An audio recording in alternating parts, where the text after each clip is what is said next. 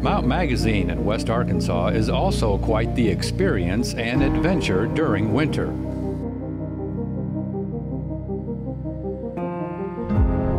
At 2,753 feet, Mount Magazine is the highest point in the state, and because of that elevation, it's usually the first location in Arkansas to get snowfall at the onset of winter.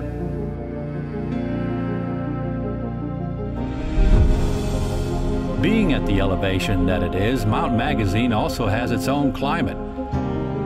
It usually stays about 10 degrees cooler at the top year-round compared to the temperature below in the valley.